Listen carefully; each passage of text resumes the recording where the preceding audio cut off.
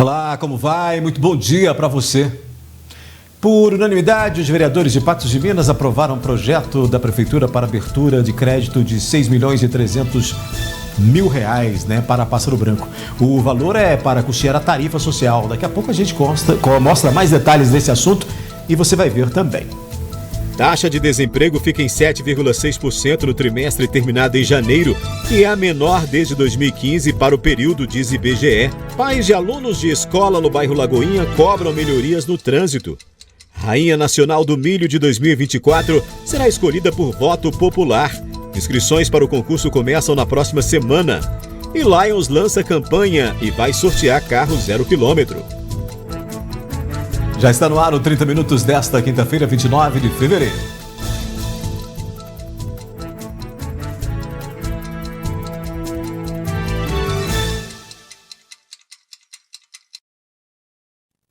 A taxa de desemprego no Brasil ficou 7,6% no trimestre encerrado em janeiro e manteve a estabilidade comparado com o trimestre anterior. A Pesquisa Nacional por Amostra de Domicílios Contínua do IBGE foi divulgada hoje. 7,6% de taxa de desemprego entre novembro de 2023 e janeiro de 2024 é a mesma verificada pelo IBGE no trimestre anterior, de agosto a outubro, e 0,8% menor que o mesmo período entre novembro de 2022 e janeiro de 2023. Para os trimestres encerrados em janeiro, a taxa desse ano foi a menor desde 2015. A população desocupada soma 8.300.000, o que representa menos 703 mil pessoas na comparação anual. Entre novembro e janeiro, houve crescimento de 0,4% na população ocupada, que chegou a 100.500.000 pessoas. Na composição desse trimestre, onde normalmente há uma tendência, mesmo que sazonal, de uma expansão do número de desocupados, ou seja, de pessoas procurando trabalho, isso não foi tão intenso agora nesse trimestre encerrado em janeiro de 24. Tivemos até, inclusive, por outro lado, um crescimento do número de trabalhadores em algumas atividades de serviço. O número de empregados com carteira de trabalho assinada no setor privado teve alta de 0,9%, 37.950.000. Já os empregados sem carteira assinada no setor privado ficou estável no trimestre. Estabilidade também no número de trabalhadores por conta própria, trabalhadores domésticos e de trabalhadores informais.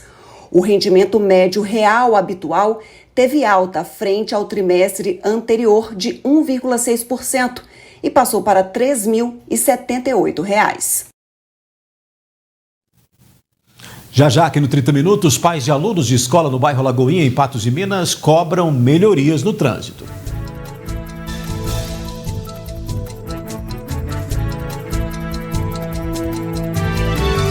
A gente mostra agora que pais temem pela segurança dos filhos por causa do trânsito caótico próximo à escola no bairro Lagoinha, em Patos de Minas. Eles pedem mudanças à prefeitura. A portaria da escola Jacques Correia da Costa, que fica no bairro Lagoinha, dá para a rua Maria da Conceição Borges. Todavia, alguns estudantes precisam fazer a travessia da rua São Geraldo, do outro lado do colégio. O local possui placas de sinalização e travessia elevada para os estudantes. No entanto, alguns pais, como é o caso de Thaís Cristina, acham que apenas a sinalização e a travessia elevada não são suficientes. As crianças, para atravessar, para pegar o ônibus do outro lado, tá andando fora da faixa. E eu acredito assim, se tivesse uma pessoa responsável para verificar elas na hora que ela atravessa, eu acho que seria mais fácil. Porque eu estou vendo a hora de qualquer pessoa, qualquer um pai, receber a notícia que um carro pegou uma criança dessa, ou que mesmo na subida do ônibus sair para casa caiu e se machucou. Imagens durante a saída dos estudantes por volta de 11h30 mostram que tanto os alunos desrespeitam a situação e atravessam a rua São Geraldo fora da faixa, quanto os motoristas, que passam em velocidade inadequada.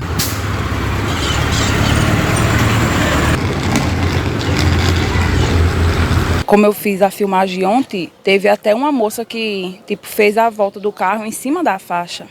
Aí as crianças têm que optar por atravessar fora da faixa.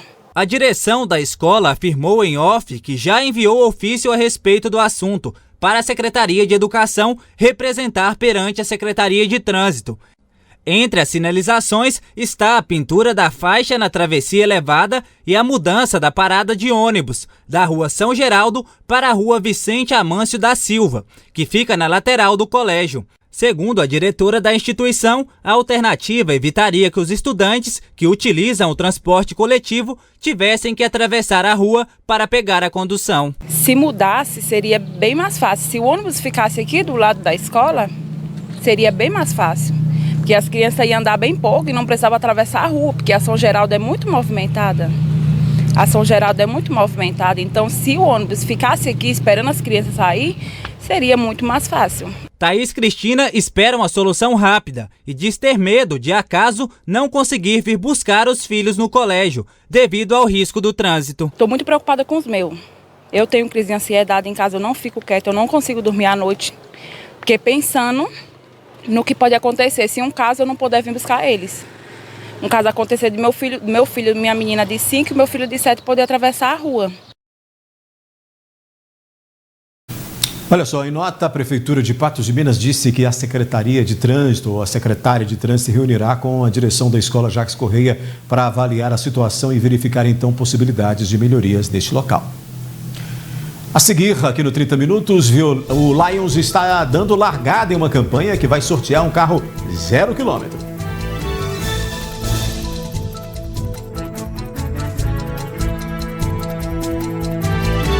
Olha só, o Lions Clube Giovannini de Patos de Minas deu a largada para mais uma campanha, o sorteio de um carro 0 km. A iniciativa é para arrecadar fundos e manter as atividades. Membros do Lions Clube Giovannini e autoridades do município se reuniram na sede da associação para dar início à promoção do sorteio de um carro 0 km. A ação tem como objetivo arrecadar fundos para manter projetos que visam ajudar a sociedade. Nós temos promoções nossa fixa do ano, que é a distribuição de cesta básica, fralda geriátrica, o enxovalzinho para recém-nascido, para mãe carente. Temos o banco de cadeira de roda, cadeira de banho. E com esses eventos que a gente faz, essas promoções, que a gente banca isso o ano inteiro. Então são duas fontes grandes de renda nossa, essa que a gente fala que é a chave do carro, e tem o Festival do Chopp que a gente faz no segundo semestre. Então com esse dinheiro que a gente ajuda a população, faz esses programas. Há mais de 40 anos, o Lions Clube Giovannini promove a ação. Na edição de 2024, será sorteado um carro Fiat Mobi Like 1.0 completo e serão disponibilizadas para a venda 1.000 chaves no valor de R$ 150 cada uma. A ação será promovida nos dias 17, 18 e 19 de maio de 2024, das 18 às 22 na Praça do Coreto Municipal, durante as festividades da Fé na Praça. Ao adquirir a chave, a pessoa que conseguir ligar o carro ganha. As chaves começam a ser vendidas nesta quinta-feira pelos próprios membros do Lion Clube Patos de Minas Giovannini, e os associados contam com o apoio de toda a população. É uma promoção que já todos conhecem, é muito idônea, né? Muito séria o programa. E a gente do Lions, nosso lema é servir. Para a gente servir, nós precisamos de arrecadar. E com essa promoção que a gente arrecada fundos para poder servir a população. Já pensou faturar aí um carro 0 km?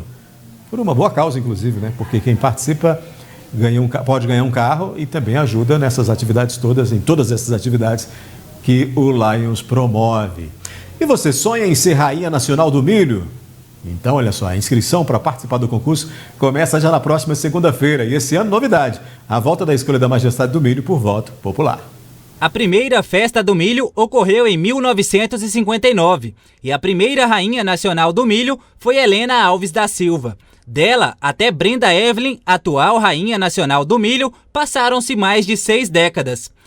Brenda deve passar a coroa neste ano e o edital para a edição 2024 do concurso da Rainha Nacional do Milho já está disponível.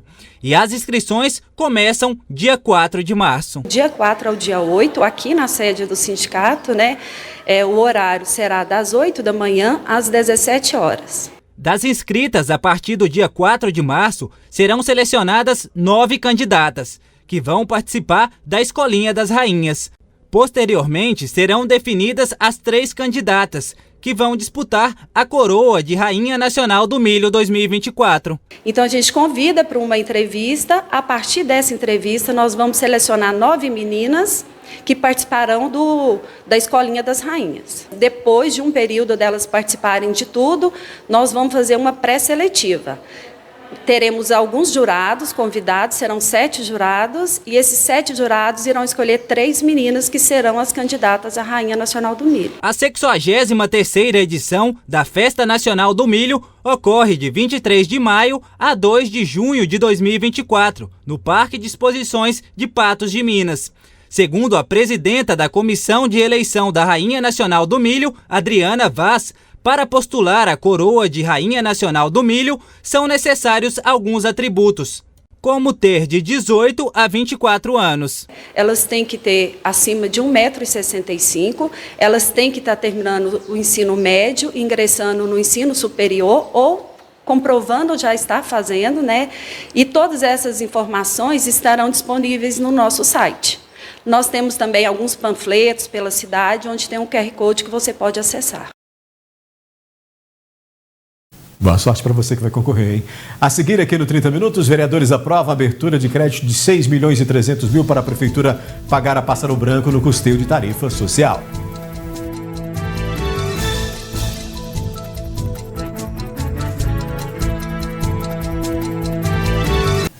Por unanimidade, os vereadores de Patos de Minas aprovaram o projeto da Prefeitura para a abertura de crédito de 6 milhões e 300 mil a Pássaro Branco. O valor é para custear a tarifa social. Nesta quarta-feira, o presidente da Casa Legislativa convocou uma reunião extraordinária para votar o projeto após parecer favorável da Comissão de Finanças e Tributos. Durante a reunião, o vereador José Eustáquio aproveitou a oportunidade para responder a algumas publicações na mídia a respeito do questionamento feito durante a última reunião, que, de acordo com ele, eram de caráter maldoso. Logo no sábado, eu recebi de algumas pessoas um post. O primeiro que eu recebi foi uma reportagem do Patos Agora, que a manchete da reportagem é a seguinte: vereador pede, olha o verbo utilizado, parecer e passagem de ônibus em Patos de Minas pode subir para R$ 4,76. Como se eu tivesse a competência de fazer essa gestão. Lembrando que o dono do Patos Agora, o nome dele é Aislan, e ele presta serviço para a nossa deputada estadual. Fica a pergunta, ela fala muito em gestos positivos, cadê o gesto, nós somos parceiro e tal. Esse foi um gesto extremamente negativo, mas extremamente negativo. Isso foi de uma maldade gigantesca. O outro post que eu recebi foi esse aqui, ó. Um post com 2 fotos minhas. Esse post é de uma canalice. Escrito assim: José Eustáquio, lembre-se deste nome nas próximas eleições e não vote nele. Vereador pede parecer e com isso passagem de ônibus pode subir de preço. É claro que quem assinou esse post não tem nenhuma credibilidade. Então as pessoas me encaminharam o post e davam risada. Mas eu conheço várias empresas que apoiam esse grupo e que são pessoas extremamente bem, de credibilidade, e que com certeza eu irei procurá-las para poder falar disso.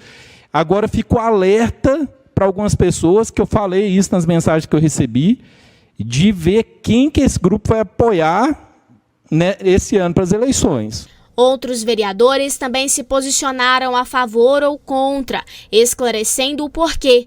como os vereadores Nivaldo Tavares e William de Campos. O vereador William pontuou os impactos que o projeto gerará a curto e a longo prazo na comunidade. Esse dinheiro que sobra para o cidadão faz muita falta mesmo, porque ele vai esbarrar com arroz de R$35. Só para você ter uma ideia, eu estou falando assim, nível mais barato.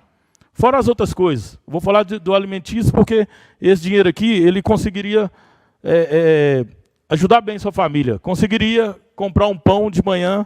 Se ele comprar um, ele vai comprar 2. Se ele for no açougue, ele consegue comprar aqui uns 2 ou 3 quilos de carne a mais para a sua família. Então eu vivi os dois lados. Então eu vivi o lado da empresa, sei das dificuldades que eles têm, né, porque petróleo, né, baixou um pouquinho, muito pouco, mas a gente sabe dos custos, sabe a manutenção deles é muito boa, tem que falar isso, que é muito boa mesmo. E vivi o outro lado também, que é o usuário, né, a gente sabe das dificuldades que tem o usuário de pagar a passagem. E os empresários também, né, que custeia, isso aí a gente sabe das dificuldades de todo mundo. Então esse projeto vem de encontro com investimento, mas com isso tem que ter a contrapartida, que é de baixar a nossa passagem, para nós atrair mais usuários para o transporte urbano. Porque não adianta nada fazer um estudo e não atrair o usuário para o transporte. José Luiz também pediu a palavra e esclareceu que é contra o projeto, apesar de ter votado a favor. Sou totalmente contra retirar recursos de todo mundo para passar para uma minoria. Porém, esse projeto tem um interesse por quê? Foi justificado pela Prefeitura, foi justificado pelas consultorias também, né, de trânsito, que essa é uma viabilidade para que o trânsito venha a ter maior fluidez. Eu acho que esse projeto ele se trata de uma situação temporária, para verificar se realmente vai ter essas melhorias no trânsito, na qual eu duvido um pouco, porque eu acho que quem já faz uso do carro, muito provavelmente não vai andar de ônibus, né? Então, a gente faz isso aí uma aposta para o próximo ano, porque está sendo envolvido muito dinheiro. 6.300.000 que está aí no projeto, fora o que já é gasto, né, com outros que são leis. Feitas as considerações, a votação foi iniciada em primeiro turno. O vereador Itamar pediu quebra de interstício e, após parecer da Comissão de Finanças e Tributos, que também foi favorável para a aprovação em segundo turno, os vereadores votaram novamente o projeto. Projeto aprovado em segundo turno por 15 votos. Os quadros mais graves de dengue podem evoluir para outros problemas e deixar sequelas. Por isso, a importância do acompanhamento médico mais rápido possível. Diante de um cenário histórico da doença no Brasil, o país já registrou desde janeiro mais de 100 mil casos prováveis e 55 óbitos. Na maioria desses casos, hidratação e descanso já são suficientes para tratar os sintomas. Mas é sempre muito importante conhecer as complicações decorrentes do vírus para buscar ajuda médica de maneira precoce e realizar o tratamento mais adequado. A gente precisa lembrar da dengue também as suas complicações neurológicas. A dengue existe complicações neurológicas que são específicas, né, que inclusive pode ser complicações graves, né, e pode provocar, sim, certos quadros encefalíticos, levando, por exemplo, a crises convulsivas, pode ter alterações, às vezes, comportamentais, né, e mais raramente, por exemplo, quadros que são fulminantes, às vezes, com encefalite, com alteração de consciência, coma e às vezes morte. Os sorotipos diferentes que circulam por aí podem fazer com que a pessoa contraia o vírus mais de uma vez. É mais provável que a dengue evolua para quadros graves após a segunda infecção. Alguns indivíduos são reinfectados por formas diferentes, né? A pessoa teve, por exemplo, uma dengue por um tipo 1 e depois de algum tempo passa a ter, por exemplo, um tipo 2 ou 3. Pode vir as complicações relacionadas à síndrome de Guillain-Barré. Quando há, por exemplo, recirculação de um determinado tipo de vírus, numa determinada região que teve, às vezes, um surto, né, anteriormente por um outro subtipo, né, pode-se ter um número aumentado desses casos, né, e é sempre bom salientar que a síndrome de Guillain-Barré começa geralmente por alterações de força, sensibilidade, sobretudo dor, né, nas extremidades. Os sintomas das complicações podem aparecer juntamente com os sintomas da dengue ou após a cura do vírus. Mas nos casos, por exemplo, encefalíticos, né, é durante realmente a doença. Então, são, digamos, tempos diferentes de adoecer, né, mas são relacionados à dengue, isso aí não tem dúvida. O tratamento dos sintomas neurológicos precisam ser feitos de forma rápida e com um profissional adequado. Não existe um remédio hoje específico que você possa fazer. Então você trata basicamente os sintomas, as complicações que porventura podem vir, por exemplo, crises convulsivas, né? A pessoa vai fazer uso de anticonvulsivantes e fazer o uso de medicamentos que vão ajudar a diminuir essa resposta inflamatória, que são os corticoides endovenosos. Da mesma forma, no Guillain-Barré, né? No Guillain-Barré, por exemplo, hoje a gente tem disponível no mercado, né, a imunoglobulina hiperimune humana, que é o que é? É um hemoderivado. Você pega o sangue de dezenas de doadores, esse sangue ele é ultrafiltrado, e se forma uma pequena quantidade de imunoglobulina, que é a defesa desses indivíduos. Essa defesa ela é transferida para o indivíduo, por exemplo, que está com Guillain-Barré, e os anticorpos desses doadores vão atacar os anticorpos que estão adoecendo a pessoa, podendo amenizar um pouco o impacto, né, de uma polioneuropatia dessa. 30 minutos terminando com essa notícia. Volta amanhã às 11h30 da manhã.